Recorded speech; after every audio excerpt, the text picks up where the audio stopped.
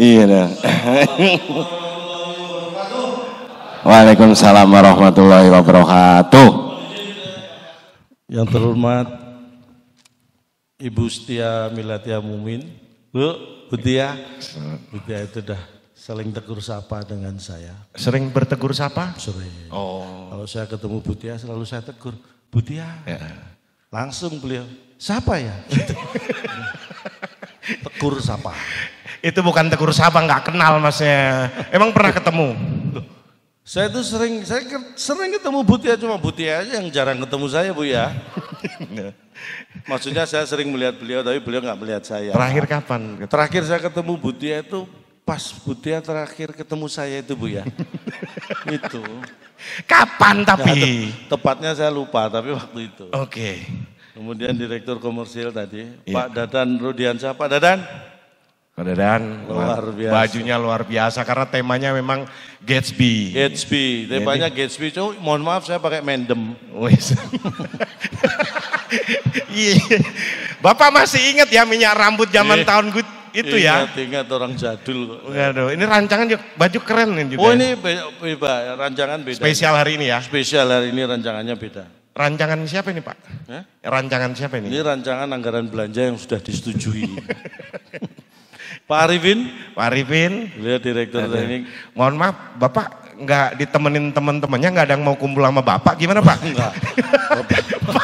Bapak. Kok sendirian Pak? Kamu. Oh. Bukan. Pak, paling nggak bergabung dong Pak. Jadi kayak nggak ada temennya gitu Pak, nggak enak Pak. Pak Arifin itu. Apa? Kamu itu yang di samping-samping. Pak. Ya Pak.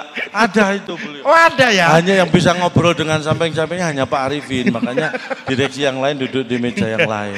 Aduh. Pak Arifin tadi, tapi nggak apa-apa Pak. Tensi itu sebenarnya masalah pikiran kok Pak. Oh iya. Tensi Bapak tadi tensinya kan agak tinggi. Ya. Jadi Bapak harus tuh jangan banyak mikir Pak. Oh. Jadi jangan banyak mikir, itu pesan saya. Saya kan tensi saya, kalau saya memang rata-rata tinggi tensinya. Karena kalau tensi saya nggak tinggi, nggak nyampe ke sini darahnya. Begini, karena Bapak tinggi ya. Tensimu harus tinggi, karena kalau nggak tinggi tensinya nggak nyampe sini, cuman segini. Bisa aja sih Bapak. Saking nganggurnya. Kemudian Ibu Siti Indasuri, nah Bu Rini, Bu, selamat malam Bu. Gayanya udah low. Kenapa? Kostumnya itu, Bu Tia, Bu Rini. Keren banget. Ini kostum. Ini ya. Kenapa? Perang Rusia Ukraina pakai gini. Saya deg-degan loh. Perang di sana itu udah pakai drone loh Pak. Saya tuh khawatir aja nih. Tapi ini bukan senjata ya. Panitia ya, ini bukan hanya ya Pak ya? Kan? Nah, itu deg-degan saya itu, kalau lihat drone. Hadir juga Pak Joni Prasetyanto. Nah ini baru beliau Ketua PMO. Oke, nanti bergabung lagi, sekarang sedang mempersiapkan penggabungan ini. Tepuk tangan buat saya. Buat Bapak? Ya saya lagi, tapi Bapak udah. Iya. Kemudian ada Dewan Pengawas dari PPD ya. Wah, Pak Nio, saya manggil beliau Pak Nio. Oh, Pak Nio ini. Pak Nio ya? Betul, kakak dari Iwan Fals. Kok bisa? Mirip beliau. Mirip ya? Saya kalau jauh malah nggak harus pakai kacamata karena malah burem. Jadi sekali lagi mohon maaf kalau nanti tadi penyapaan ada yang belum saya sapa karena ini banyak orang penting di sini ya. Karena waktu juga, jadi saya beri kesempatan Bapak Ibu untuk menyapa saya bersamaan, silakan.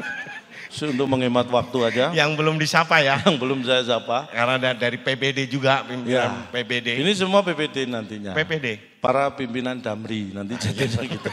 Karena bergabung nanti jadi satu. Gitu. Bisa. Oh bisa. Iya. Karena nanti akan bergabung di sini. Karena nanti tanggal penggabungan bulan ini atau bulan depan Pak Joni tahu belum? Kapan Pak? Resminya Pak. Saya siapkan waktu nanti Pak. Iya. Saya sering-sering rapat kerja gini enak Pak ya. Karena gini, kalau sering-sering rapat kerja ini enak Pak, jadi kerja saya jadi rapat gitu. Besok ada.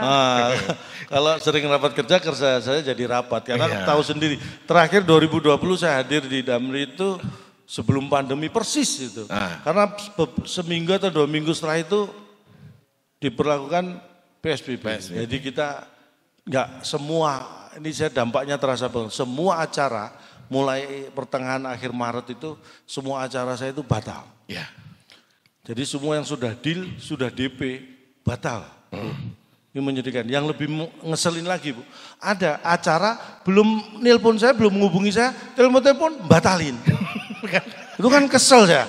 Kalau awal, Cak mohon maaf acara kita yang harusnya tanggal sekian, ini karena kondisi yang belum menentu jadi mohon maaf kita pending dulu. Nah, oke lah, karena sudah deal Bu ya. Ini tiba-tiba ada telepon, Cak kita sebenarnya rencana mau ada acara bulan April, tapi karena ini pandemi, jadi kita nggak bisa ngundang calon. Padahal sebelumnya belum menghubungi juga gitu. Kan jadi kesel saya.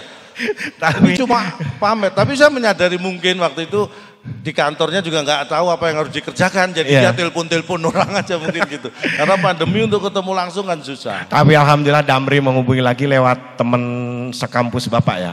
Teman seorang sekampus, banyak dong. Ya, maksudnya teman Bapak, Pak. Iya, Pak Agus. Pak Agus. Pak Agus dari mana? Ya, ini tepuk tangan Pak Agus. Jadi di beberapa Kepala acara divisi, itu sering ya. Bapak ngisi di, mohon maaf di Pertamina, di mana gitu, Bapak ngisi, banyak teman-teman Bapak sesama insinyur, sesama ITS sudah duduk di depan jadi VP, jadi Bapak masih tetap pelawak aja Pak. Pak, kita beberapa acara teman Bapak, ya Allah, yang terhormat, padahal temennya sekampus, jadi orang penting Bapak jadi pelawak aja Pak. Itu prinsip buat saya. Apanya? Saya udah pesan pada Bu, itu jangan disinggung, saya malu gitu. Tambah kenceng ngomongnya Bu. Tapi akan saya ungkap ini pertama kali saya buka di sini ya. Di tempat lain udah sering di sini baru pertama. Jadi saya tuh bangga ya, saya seneng punya teman sekolah, teman kuliah yang sekarang sudah banyak yang jadi orang penting. Saya seneng. Tapi kalau kamu bertanya, kok saya enggak? Nah itu prinsip. Karena buat saya nggak harus jadi orang penting, tapi yang penting orangnya jadi. Itu lebih bermanfaat buat saya. Kayak tadi yang saya katakan, telepon nggak jadi percuma. Mending telepon, yang penting orangnya jadi. Ini lebih bermanfaat. Nggak harus jadi orang penting, tapi yang penting orangnya jadi. Kayak ini loh, telepon sekali terus jadi. Ini seneng. Ini luar biasa. Tenang saya. Ya. Masuk. Apalagi kalau untuk Damri ada saudara saya juga di situ. Nah saya kalau kerja udah nggak pernah mikir uang dulu lah kalau untuk Damri. Waduh, yang penting bisa dulu lah ya. Ya karena uang dulu kan udah nggak laku ya Bu Tia ya. Jadi saya nggak perlu mikir. Uang sekarang yang saya pikirin bukan uang dulu. Karena uang dulu nggak laku. Nggak maksudnya. Oh Bu Tia udah ditepukin. Udah GR itu Pak ya. Bukan GR tapi serius kalau untuk Damri saya niatnya ibadah nggak cari. Saya cari pahala kalau untuk Damri. Udah nggak mikir uang dulu, niat apa? Niatnya ibadah, cari pahala. Mantap. Untuk Damri. Mantap. Uang hanya syarat sah ibadah. Jadi kalau ibadahnya sholat, uang itu hanya wudunya. Jadi kalau nggak ada wudu, sholatnya nggak sah. Hanya itu. Bukan tujuan, hanya syarat sah. Tujuannya tetap itu pahala. Penting ya. Dan alhamdulillah ini sudah sah. Waduh. Jadi harusnya saya nggak hadir pun nggak apa-apa karena udah sah. Jadi selain tampil di depan para pimpinan, ini acara juga beda ini. Tampil di depan honornya. Di depan honornya, ini udah lunas. Alhamdulillah, saya paling seneng gini. Saya diundang di acara, kalau misalnya nih ya, bayarannya pasti, halalnya insya Allah. Buat saya itu nggak masalah. Daripada halalnya pasti, bayarannya insya Allah. Nah itu malah deg-degan saya. Saya serius, itu malah deg-degan. Makanya saya pakai ilmu-ilmu pasti aja, karena kebetulan saya orang eksak ya. Walaupun saya sekarang pelawak, tapi saya orang teknik yang pakai logika ya. Karena saya memang bakat ya, melawak itu bakat. Masa? Bener serius.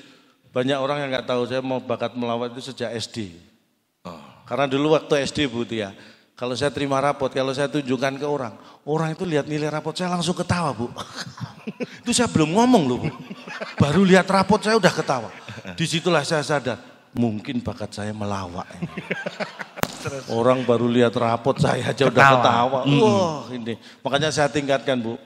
Semakin tahun orang harus semakin terbahak-bahak melihat tertawa. Sampai SMP, SMA, wah cuma nggak didukung orang tua. Karena kenapa? Nilai rapotnya kalau saya tunjukkan Bapak Ibu saya tunggu lama nggak ketawa-ketawa. Saya malah dimarahin. Jadi beliau nggak mendukung bakat saya melawak. Akhirnya. Makanya awal melawak saya sempat backstreet dulu. Backstreet, berarti nilainya jelek kalau itu. Oh nilai jelek gimana? Masa? Matematika IPA saya nggak sombong. 9, 10, 9, 10. Rata-rata gitu. Memang pinter dari dulu. Teman-teman 100. Ya, kamu jangan. Berarti nggak pinter. Nggak pinter kamu jangan. Mohon maaf. Ini 2 orang Bu, ini Bu Tiani Pak, jadi ini beda kualitas. Ini saya bukan membeda-bedakan ya. Ini memang beda kualitas. Apa? Kamu jangan sombong sekolah. SD kamu tempuh berapa lama? SD walaupun nggak pinter ya, nggak pernah nggak naik 6 tahun. SD 6 tahun kok sombong, itu jauh di bawah standar. Standar segitu Pak. Nih, saya SD, itu kalau jalan kaki paling 20-25 menit nyampe. Kalau naik sepeda 7-8 menit. Kamu 6 tahunnya baru nyampe SD. Kamu nyasar kemana? Ini mohon maaf, kamu kalau SD nyampe 6 tahun, itu kamu masuk sekolah langsung lulus loh itu. Itu lama perjalanan. Yang Bapak hitung tadi lama perjalanan, saya lama pendidikan. Loh kan saya memang kamu tempuh berapa lama, bukan lama pendidikan yang beda kualitas. Orang pendidikan yang nggak dihitung nggak itu Pak. Orang kok sombong, orang dibilang orang kalau beda kualitas nggak bisa dipaksa, kelihatan. Karena saya itu kenapa saya dekat dengan Damri karena profesi bapak saya dulu. Apa? Biar pernah cerita. Ini tadi begitu ditelepon Damri pun langsung oke gitu. Enggak, awalnya saya ditelepon Mas Agus itu. Wah saya bilang, wah nggak bisa tanggal ini disebut ngisi acara. Wah nggak bisa saya bilang. Nggak bisa? Ini nggak bisa orang lain, harus saya ini. Akhirnya dikabulkan. Gitu. Tapi selain itu memang karena bapak saya dulu berkaitan dengan Damri, bis. Bapak saya dulu kan sopir. Oh sopir ya. Kebetulan bapak saya pekerjaannya sopir. Antar kota. Antar penumpang, ngapain nganterin kota? Nganterin penumpang. Maksudnya nganter penumpang antar kota. Nganter penumpang antar kota. Ya pengantar penumpang ya penumpang aja, ke kotanya nggak usah dianterin. Yang antar penumpang. Lah iya nganter penumpang, kota itu nggak pindah. Iya tahu. Saya dianterin. Paham, berarti supir dulu bapaknya. Supir, kalau kerja supir, tapi kalau di rumah. Tiap hari berarti nyopir? Oh tiap hari, ada liburnya juga. Di rumah? Kalau di rumah bapak saya penumpang. Penumpang? Karena kalau di rumah bapak saya nggak nyetir. Yang nyetir? Disetir ibu saya. Bapak saya kalau di rumah itu disetir ibu saya. Jadi nurut ya? Oh? Nurut ya? Oh iya. Padahal ibu saya tahu saya nggak punya SIM, tapi bisa nyetir hidup bapak saya. Di rumah? Di rumah. Oh luar biasa. Iya. Tapi bapak saya itu orangnya apa? Semangat, pekerja keras, dan itu nurun ke saya. Kerja kerasnya? Disetir istrinya tadi. Saya juga disetir istri. Loh Pak, saya bukan turunan bapak, turunan dari bapaknya bapak. Kok saya juga disetir istri saya Pak? Mungkin istrimu itu yang turunan ibu saya. Siapa tahu? Loh, berarti kamu ipar-iparan sama saya. Oh, disetir ya sama ibu. Tapi memang bis itu adalah salah satu angkutan yang unik menurut saya Pak. Saya dulu waktu mahasiswa awal kuliah juga itu. Dulu kalau mau pulang kampung, saya kuliah di Surabaya, saya pulang kampung di Mauspati di Magetan kan naiknya bis dulu. Bis. Itu saya tuh apalagi kalau lebaran itu wah. Sekarang kan transportasi sudah canggih sudah banyak. Kalau dulu zaman itu yang namanya nunggu bis tuh ya ampun. Saya pulang itu 5 jam saya nggak dapat. Emang nggak ada bus lewat? Ada, tapi full. Kok nggak naik? Penuh semua. Kok penuh? Wah, setiap penuh saya lihat, wah full AC. Aduh penuh ini bis. Lewat lagi full AC. Aduh, dari tadi kok nggak ada yang nggak full gitu kan? Full AC itu maksudnya ada AC-nya. Full itu kan penuh. Penuh. Kalau full penumpang? Penuh penumpang. Nah, itu full AC? Berarti isinya AC semua itu penuh, makanya saya nggak berani naik, waduh penuh. Ini ngangkut AC bisa. Full AC itu bukan itu. Gitu ya. Makanya saya bingung. Itulah transportasi. Transportasi. Kemana aja Pak? Tapi padahal menurut saya untuk bis itu kan nggak bisa pakai AC ya Bu Tia ya? Bisa dong dikasih. Oh nggak bisa. Bis itu harus B1. Umum. Kalau A itu kan untuk roda 4 yang di bawah 3.500 ton. Kalau C itu untuk roda 2 ya Bu ya? Iya. Jadi bis itu nggak boleh AC, harus B. B1? B1 umum. Umum ya? Umumnya B1 Pak. Umumnya B1 sih, tapi kok pakai AC. Tapi bis itu juga enak Pak. Kenapa? Turun kemanapun ya enak. Hebat. Perbedaan alat transportasi, hebatnya bis itu walaupun sekarang canggih ada pesawat, tetap bis itu ada hal yang unik. Apa uniknya? Kemanapun tujuan penumpang, itu kalau sudah mau nyampe, ditanya turunnya mesti di depan. Itu hanya ada di bis. Kalau naik pesawat? Di pesawat nggak ada, turun di mana, diam aja landing ya turun semua gitu. Iya. Tapi kalau bis mau ke Jogja ya. Jogja Pak? Duduk aja begitu dia berdiri, turun mana Pak? Turun depan. Set, gitu. Yang ke Semarang juga gitu, duduk aja begitu mau nyampe, berdiri, turun mana Pak? Turun depan. Tujuannya manapun turunnya di depan. Itu kalau bis. Itulah bis. Walaupun turunnya dari pintu belakang. Tetap ngomongnya turun di depan. Dan nggak pernah diprotes sama supir sama kendaraan. Katanya tadi turun depan, kok dari belakang nggak ada yang gitu. Itulah toleransi di bis itu tinggi. Luar biasa ya. Nah tepuk tangan untuk angkutan kita. Bis ya. Damri. Damri itu singkatan. Singkatan apa Pak? Itu pakai ejaan lama dulu, jawatannya pakai D, makanya D. Jawatan. PPD juga D-nya itu Jakartanya pakai D. Kamu harus tahu. Ejaan lama itu. Ejaan lama. Ya. Jawatan. Dipakai sampai sekarang. Mungkin Bapak Ibu udah tahu kan? Apa Bu? Singkatannya tadi. Udah tahu semua dong ya. Nah, saya kira belum tahu. Jadi di sini saya diminta memberi materi. Ya, ini kita mulai masuk materi nih Pak. Tapi mohon maaf ya sebelumnya, saya diminta memberi materi saya kira kurang pas ya Bu Tia, karena justru saya berdiri di sini itu dalam rangka memenuhi kebutuhan materi Bu. Yuk saya malah diminta memberikan materi itu kan. Maksudnya Bapak ngasih gini loh Pak, Bapak itu kan selama ini diundang kemana-mana ya kan, ngasih ini, paling enggak di acara ini karena raker ada yang berbobot gitu yang diomongkan. Siap. Ini temanya adalah sinergi productivity. Sinerginya sekali aja. Kan sinergi 4. Iya. Berarti sinergi productivity. Sinergi for productivity. Belum sudah salah. Maksudnya, loh, for itu berapa? Untuk for ya 4 bisa. Lah ya, what the friends are for. Apa itu? Apakah temanmu hanya 4? Nah, itu kan salah. Oh, bahasa Inggris itu enggak apa. Mohon maaf, beda kualitas. Apanya beda kualitas? Paling enggak Pak, ada isinya gitu loh ya, Pak. Ya, saya itu kan Bapak mengikuti era ya. Apalagi kemarin selama pandemi itu kita terbantu dengan adanya digital kan. Iya. Rapat sudah virtual, pakai media, Zoom segala macam. Saya itu pelawak mengikuti perkembangan. Saya hadir di sini karena digital.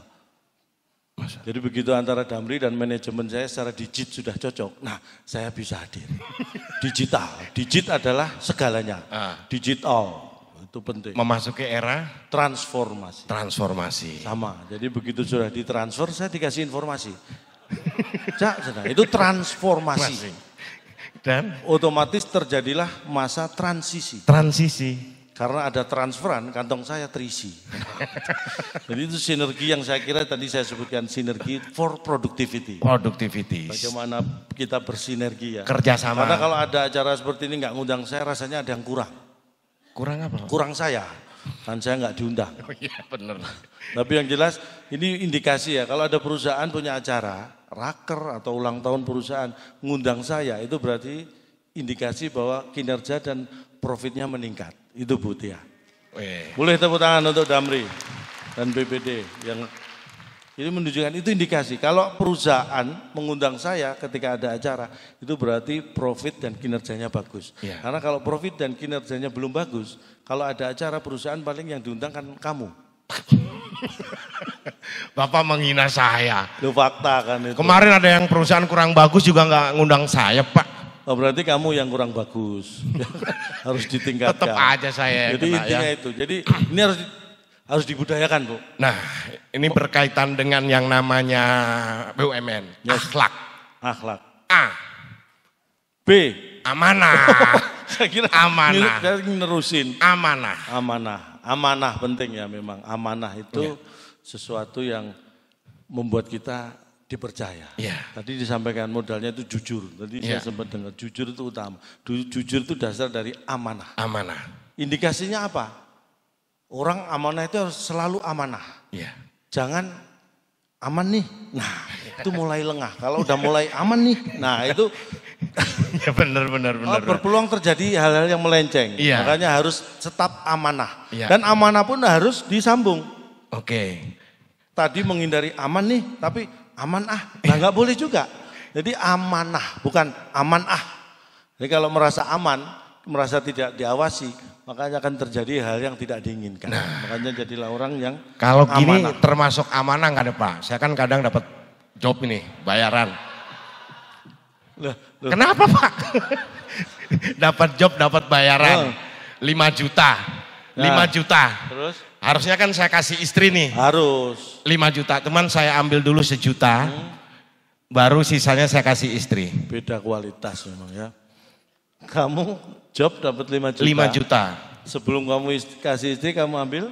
1 juta buat uang laki-laki, Pak. Saya terus terang nggak pernah seperti itu. Saya tidak pernah seperti itu. Nggak pernah ngambil gini. Saya nggak pernah ngambil job kok 5 juta itu nggak pernah. Bapak menghina saya. Bentar, berarti kebanyakan saya ngasih kamu ya? Nah, job 5 juta masih kamu ambil. Berarti harus saya revisi nih. Apanya? Ini selama ini saya ngasih kamu kebanyakan. Untung Bu dia ngomong Bu di sini Bu. Itu perumpamaan amanah tadi berarti bukan seperti itu. Ya harus, makanya amanah itu bisa dipercaya. Istri saya itu saya kasih uang berapapun, saya kasih uang gini set. Gitu. Banyak. Nggak pernah dihitung, nggak pernah. Itu saya terima aja, nggak pernah dihitung karena percaya. Banyak dong. Nggak selembar 100.000, 50.000. Kan kok segini? Nggak saya ngasihnya saya miringin gitu Bu. Jadi set ini selembar 100.000 gitu. Dia nggak pernah dihitung, nerima. Oh saking percayanya. Segini. Kalau pengen tebel lagi diberdiriin uangnya. Itu.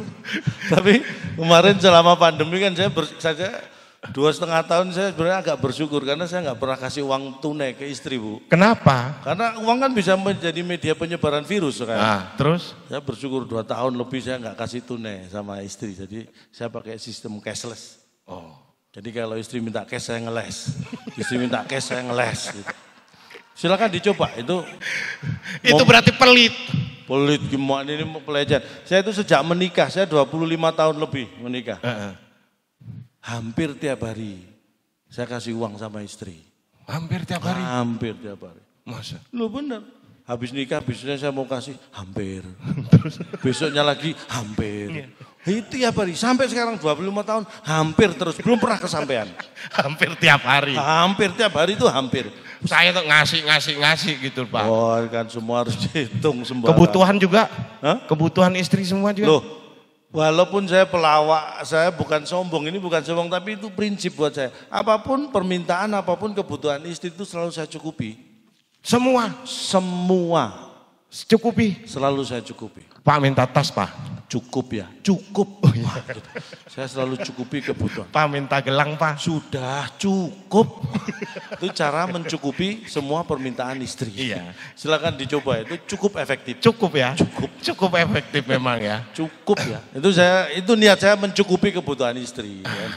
Karena kalau enggak dibendung kan istri itu saya itu luar biasa. Apa? Loh hobi belanjanya enggak tanggung-tanggung. Apalagi kemarin pandemi itu online belanja Bu. Ya ampun belanja sih enggak masalah. Cuma yang saya sedih itu kalau belanja online begitu kurirnya nganter ke rumah itu kan difoto Bu. Iya. Bu saya foto dulu untuk bukti. Saya seminggu bisa 3 kali minim. Sebulan 15 kali lebih. Iya. Ini foto istri saya lebih banyak di handphone kurir itu daripada handphone saya. Sih bener. Ini hampir kita pengen di foto. Iya. Mas, ini Mas penasaran ya. Saya buka fotonya istri saya semua Bu di handphone. Mas hapus Mas, sembarangan. Foto istri saya lebih banyak di situ. Nanti kalau situ dikira saya gimana? Enaknya, tapi itu bersyukur Pak, kita online daripada suruh nganterin ke mall. Nah, ada satu kebiasaan yang saya catat nih dari Bapak, kalau ke mall kenapa ke toilet dulu Pak? Oh iya, ini kamu jeli ya? Iya, ini yang saya... Ini memang kebiasaan. Saya itu kemanapun kalau ke mall sama istri, pertama kali yang saya cek fasilitas mall itu adalah toilet, restroomnya. Kenapa? Saya begitu masuk ke mall, apalagi mall yang belum pernah ke sana ya. Begitu masuk saya tanya restroomnya mana, saya cek. Kalau restroomnya bersih, aman, nyaman gitu, saya lanjutkan jalan-jalan di mall itu. Begitu masuk restroomnya nggak nyaman, nggak bersih, saya langsung pindah mall. Wah. Karena itu penting sekali ketika nanti pas belanja, istri sudah milih barang, di kasir, antri, nah saya izin ke toilet. Saya lama-lamain di toilet. Supaya nanti nunggu saya kelamaan akhirnya bayar sendiri istri Bu gitu. Makanya saya pastikan toiletnya harus nyaman. Supaya saya betah di toilet. Wah di situ banyak bapak-bapak di toilet. Istri kita di kasir semua Pak ya. Ternyata mereka itu makanya harus nyaman. Tapi nggak ada yang dari Damri, nggak ada. Nggak ada ya? Udah keluar semua, tadinya di situ sudah. Aduh. Nah berikutnya kompeten. Ya. Kompeten dalam bidangnya. Kompeten itu makanya kenapa ini terjadi penggabungan itu karena itu untuk kebutuhannya. Ini kompetensi yang dikumpulkan menjadi satu semua profesional. Oke. Saya salah satu orang yang profesional. Saya menekuni bakat ini juga karena profesional. Saya berusaha profesional. Saya itu melawak di rumah. Saya tuh orangnya kalau di rumah tegas Bu. Saya nggak pernah bercanda. Saya serius. Walaupun saya nggak pernah marah sama anak ya. Sama istri bertengkar gitu? Oh kalau sama istri bertengkar ya itu hal yang wajar. Ya. Dan biasa lah. Biasa. Tapi saya kadang-kadang nggak tega kalau habis bertengkar sama istri itu ngelihat istri sampai sujud-sujud gitu. Saya merangkak-merangkak itu saya nggak tega. Sampai merangkak sujud gini? Bener, sambil nunjuk. Nunjuk? Gini? Pak keluar kamu dari kolong, keluar. Saya nggak tega ngelihat istri gitu. Bapak yang kalah berarti. Loh, mau kalah? Saya tuh bukan kalah sama istri, saya hanya punya istri yang menangan. Beda sama saya, kalau saya lagi bertengkar nih sama istri. Bedanya apa? Istri tuh nggak pernah berani natap mata saya. Ah ini bagus nih serius. Nunduk aja gini. Serius. Gini aja nunduk. Terus. Sambil ngomong itu Pak. Apa itu? Makanya dengerin. Saya diem aja. Wah, saya pikir istri nggak pernah nunduk terus nggak pernah. Ternyata kamu di bawah. Apa? Ikut saya sembunyi bawah kolong. Sama ya. Oh, waktu itu sama-sama penakut sama istri. Saya itu kalau sama istri itu apa ya? Kompetitif. Saya itu sama istri selalu kompetitif. Dalam segala hal. Karena saya dulu memang dapat istri juga kebetulan kan karena lomba Bu. Duh, serius nih, nggak percaya. Saya itu apapun dulu saya dapat dari lomba. Prestasi, saya itu orang mengandalkan prestasi. Saya saking banyaknya lomba, dulu istri dapat lomba apa ya. Pokoknya yang menang dapat yang cantik Bu. Saya kalah. Jelek dong, berarti jelek dong. Loh kan saya bukan manusia yang selalu menang, kan pernah kalah. Nah pas lomba dapat istri itu saya kalah, jadi ya bisa dikira-kira lah ya dapatnya seperti apa. Tapi kalau toh istri bisa milih, prinsip saya akan tetap milih yang nggak cantik. Kenapa? Karena saya berpikir gini, kalau punya istri cantik ketika masih muda, nanti kalau bertambah usia, tambah tua bisa jadi jelek. Makanya saya pilih istri yang jelek, kalau tuanya jelek, saya sudah nggak kaget. Itu untuk persiapan masa tua saya. Karena kaget ketika muda itu nggak masalah, kaget ketika sudah tua, itu bahaya. Saya mengantisipasi itu. Iya. Supaya nggak kaget di masa tua saya. Pantesan istri saya ngeliat saya lama-lama kaget sekarang Pak. Istrimu memang dulu dapat lomba, saya tahu juga dapat kamu itu. Karena lomba dan dia kalah.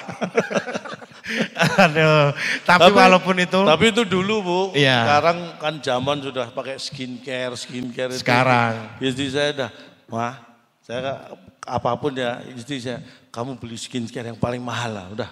Pokoknya yang paling mahal saya bayarin, saya beliin. Wes. Itu make ya, Berapa lama? Baru sebulan. Sebulan? Langsung terasa perubahannya itu. Wah. Sebulan loh baru. Terasa?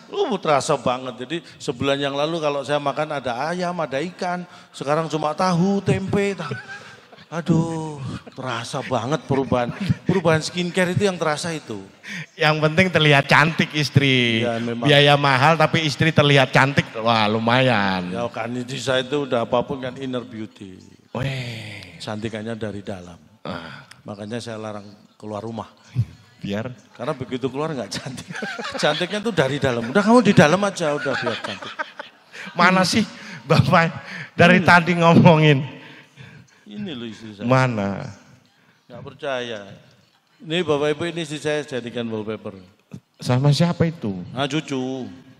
Cucu siapa ya? Dia nggak tahu. Cucu ponakan. Lupa saya belum punya cucu kok foto sama cucu. Ini cucu ponakan ini.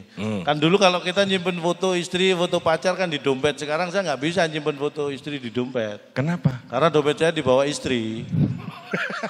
Kalau saya simpen di dompet ya sendiri yang bawa kan gitu. Percuma ya. Makanya saya pasang di wallpaper. Wallpaper. Untuk penyemangat apapun kondisi istri saya kan itu udah yang terbaik buat saya.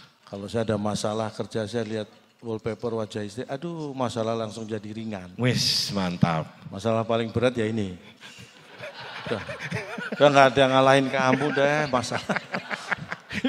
Kalau saya ada masalah tempat kerja gitu buka handphone lah wajah istri. Enteng, masih berat ini udah.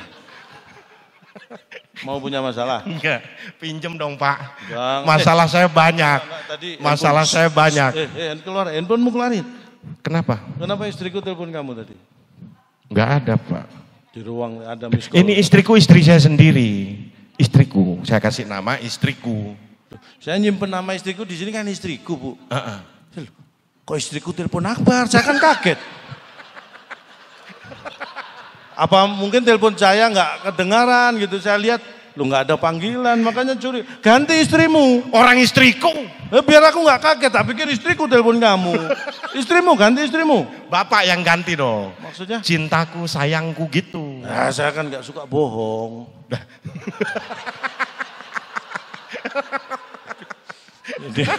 Jadi ketahuan.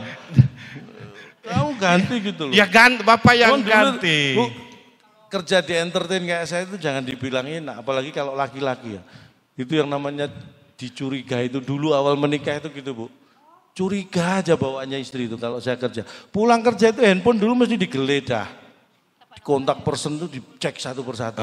Ada nama-nama yang disamarkan enggak, takutnya gitu. Saya tahu itu saking cintanya, saking sayangnya, tapi kadang-kadang kan kesel Bu.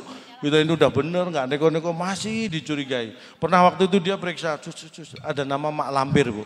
Di kontak person. Terus? Dia curiga mana ada orang nama Mak Lampir kan. Penasaran, dipencet. Dia kaget yang bunyi handphone dia sendiri.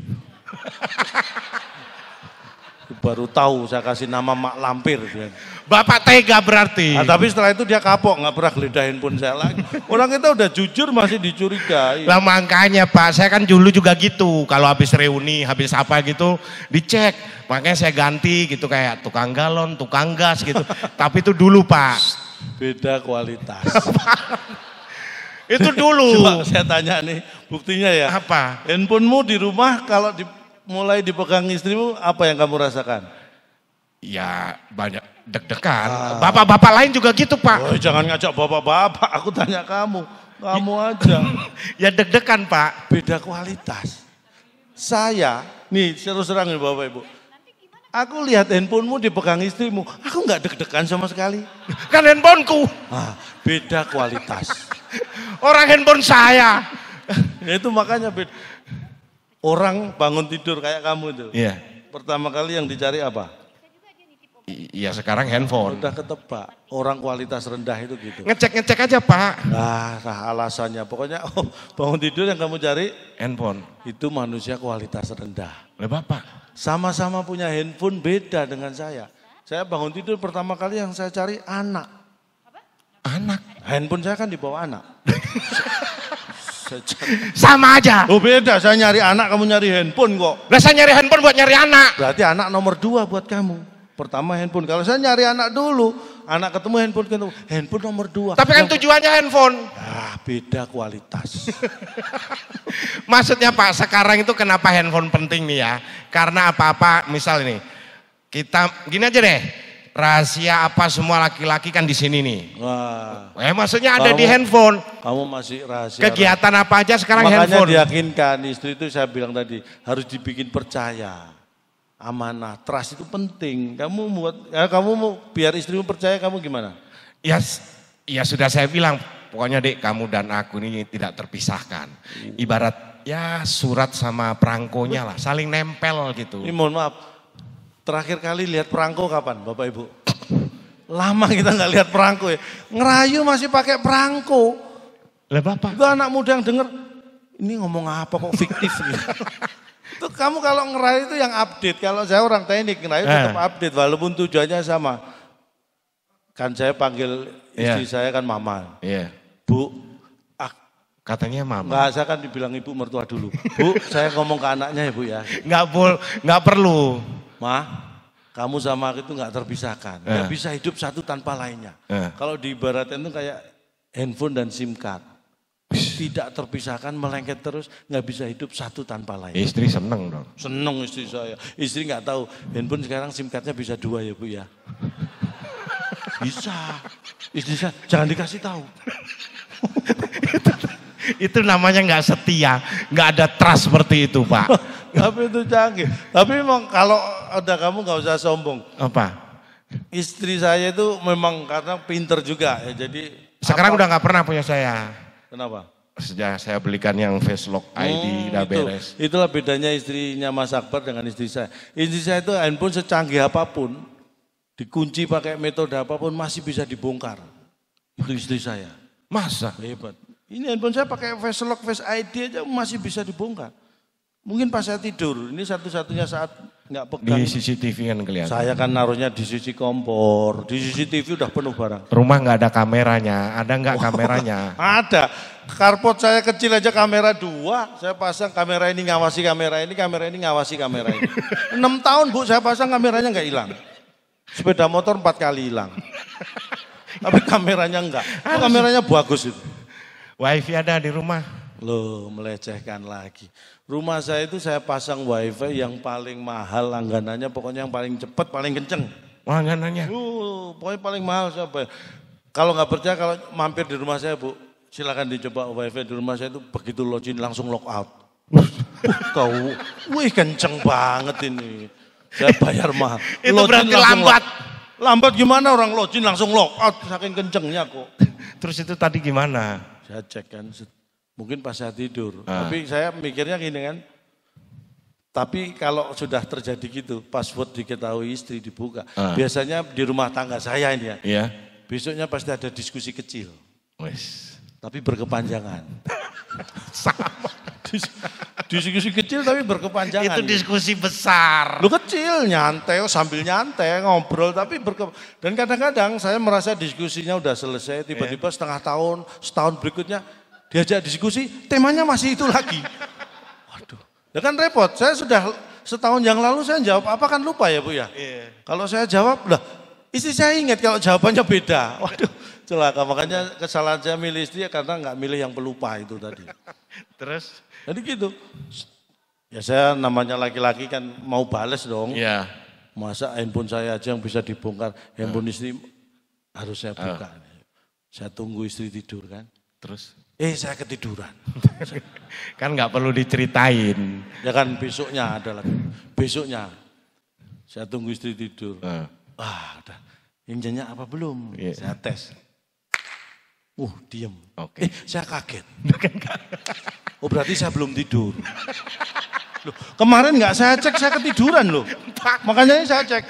Orang kan sadar, dia tidur atau nggak sadar, nggak perlu diteks. Seorang saya kemarin nggak sadar, tiba-tiba tidur. Makanya ini saya tes dulu. Begitu saya kaget, berarti saya belum tidur. Itu sudah. Itu harus dipastikan, jangan sampai salah. Terus? Handphone istri saya ambil kan, set pelan-pelan. Saya deketin ke wajah istri. Kebuka? Enggak kebuka. Kurang dekat kali? Ya, saya mikir kurang dekat kali ya. Pelan-pelan, takut bangun kan. Enggak kebuka? Enggak kebuka juga. Bukan istri bapak kali. Ngawur. Ngomongnya mulai ngawur kamu. Lah bukan istri bapak. Nggak mungkin itu bukan istri saya. Kok nggak mungkin? Ya kalau bukan istri saya kan kemarin nggak ketiduran saya.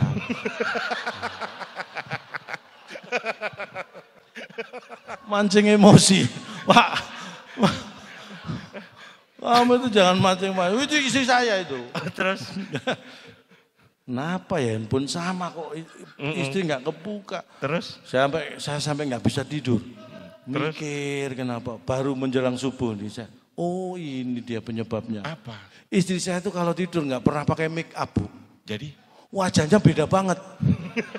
Mungkin dulu dia pas bikin Face ID pakai make up lengkap kan. Begitu tidur nggak pakai make up, handphonenya nggak mengenali wajah istri saya. Duh, serius nggak kebuka. Mungkin handphone kalau bisa ngomong, ini siapa? Wah kacau ini. Makanya pengalaman ya, belajar dari pengalaman. Sejak saat itu supaya handphone saya nggak kebongkar lagi pas saya tidur. Sejak saat itu saya kalau mau tidur pakai make up. Saya sekarang biasa gini. Tapi kalau nanti di rumah mau tidur, saya pakai lipstick, pakai eyeshadow, lengkap make up. Biar handphone nggak kebuka. Biar handphone aman ya. Aman. Karena memang sekarang itu semuanya serba handphone Pak. Yes. Belanja aja Pak ya. Sekarang belanja. Belanja aja sekarang semua era digital. Bahkan naik bus apa sekarang beli tiket apa semua bisa online kan Pak. Belanja aja sekarang cukup gini aja Pak. Titit beres. Banyak ibu-ibu terhormat. Kenapa? Masa belanja pakai titit? Loh, enggak. Lah, itu tadi ngomong Bu ya, mohon maaf, bukan saya. Ngomong sendiri kamu. Pak, maksudnya sekarang era digital. Belanja pakai, kamu tadi ngomong apa? Ayo. Tit. Sekarang dikasih jeda, tadi enggak. Ya cuma kaget. Masa belanja pakai titit? Saya kan bisa belanja banyak kalau gitu. Dapat kembalian juga.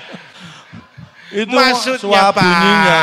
Era digital kita harus siap Pak. Sekarang itu apa-apa cukup gini Pak, ngetep gitu. Iya memang, gini. Makanya tapi tetap teknologi ya itu di tangan orang yang tepat bermanfaat, di tangan orang yang salah bisa jadi masalah. Makanya harus hati-hati. Maksudnya? Saya itu makanya kalau saya belanja, mohon maaf, walaupun canggih kalau untuk kebutuhan sehari-hari saya peduli dengan UMKM ya sama istri. Saya istri itu belanja di warung-warung tetangga. Karena? Nggak pernah di minimarket. Itu dekat rumah. Karena selain dekat ya, dengan uang yang sama dapatnya lebih banyak Bu kalau belanja di warung-warung tetangga. Oh lebih murah? Enggak, karena di warung-warung tetangga kan belum ada CCTV. Kalau di minimarket kan sudah ada.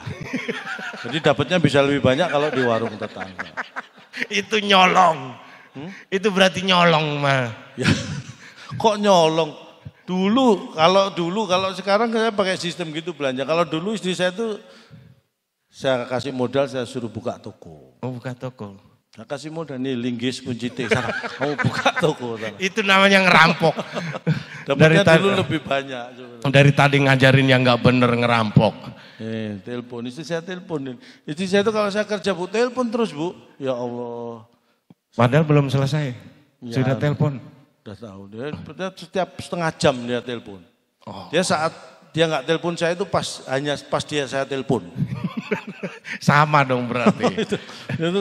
Tapi ya, walaupun sama-sama telepon, ini dirasakan lah bagi bapak ini. Telepon di tangan suami dan telepon di tangan istri, itu sama-sama alat komunikasi, tapi motivasi penggunaannya bisa 180 derajat beda. Kenapa? Ini kalau contoh istri telepon saya. Iya. Kalau istri telepon suami, itu tujuannya supaya hatinya tenang.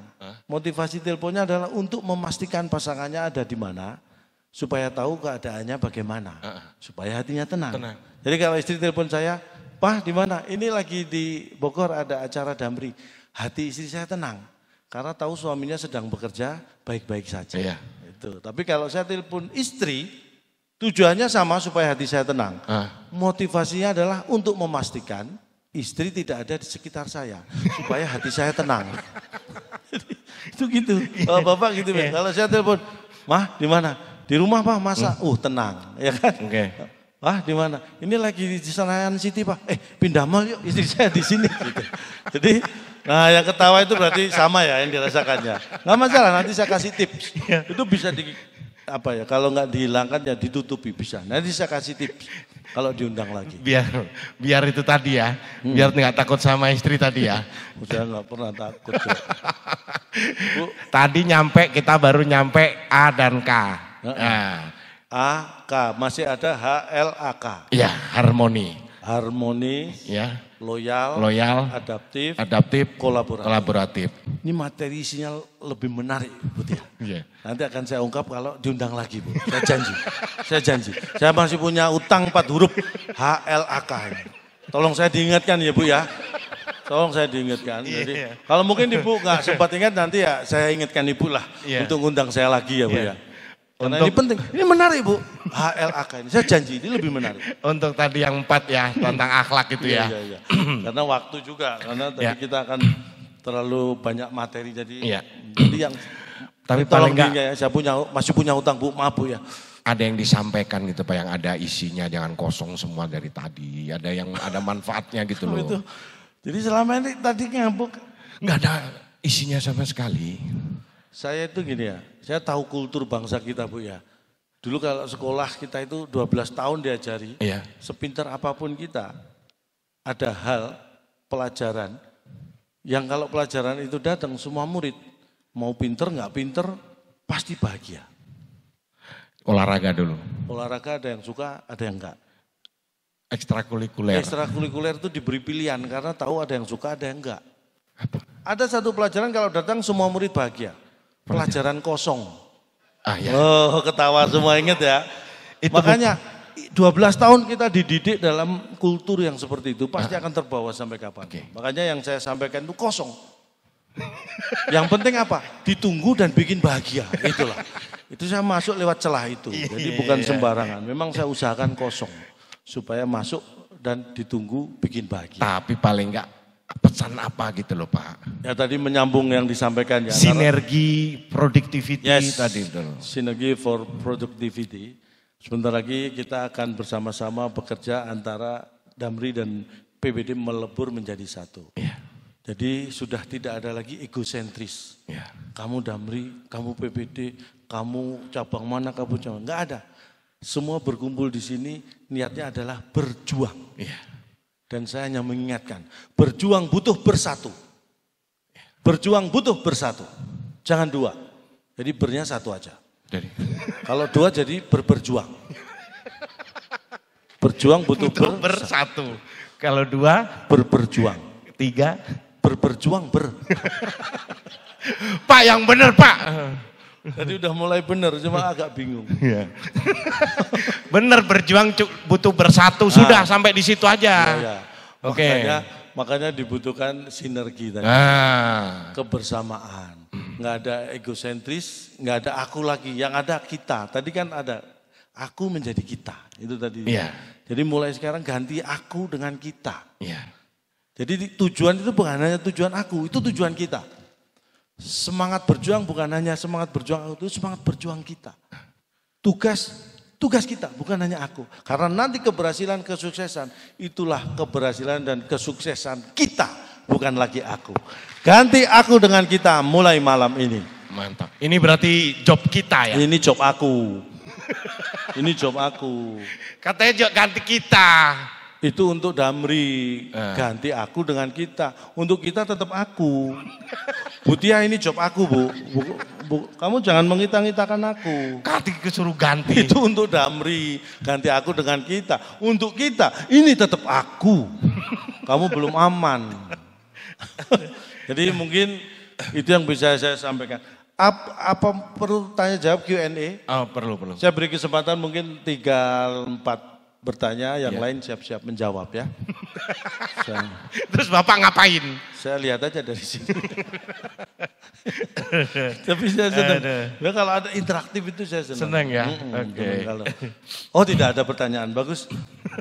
Daripada Bapak salah jawabnya? Loh, ya kan tinggal minta maaf. Jadi mungkin hanya ini yang bisa kami sampaikan. Karena raker kemarin sudah berjalan dengan baik, dengan lancar. Mudah-mudahan sampai besok acara berjalan dengan lancar. Dan apa yang ditargetkan bersama bisa kita capai. Saya yakin 2023 ini Damri akan semakin besar, semakin jaya. Tepuk tangan buat Damri, keluarga besar Damri. Dan akan terus. Dan saya yakin Damri itu pasti maju. Iya. Damri pasti maju. Paling kalau hanya pas parkir aja butuh mundur, maju, mundur. Tapi Damri itu selalu maju. Jadi tenang aja. Semangat. Makanya saya yakin aja. Udah. Jadi sekali lagi kalau ada kata yang salah mohon dianggap benar. Salah ya salah lah. Nah, kita kan mohon ya kan. Tak ada Gading yang tak retak. Kami mohon maaf atas keretakan keluarga Gading dengan Gisel. Siap. Sehingga tidak. Gosip malah. Tak ada Gading yang tak retak. Jadi atas nama keluarga besar Gajah kami mohon maaf. Tidak bisa menghasilkan Gading yang tak retak. Iya. Kalau ada sumur di ladang boleh kita menumpang mandi. Kalau ada umur panjang mudah-mudahan kita diundang Damri lagi. Amin. Sukses, selamat malam untuk semuanya. Wassalamualaikum warahmatullahi wabarakatuh.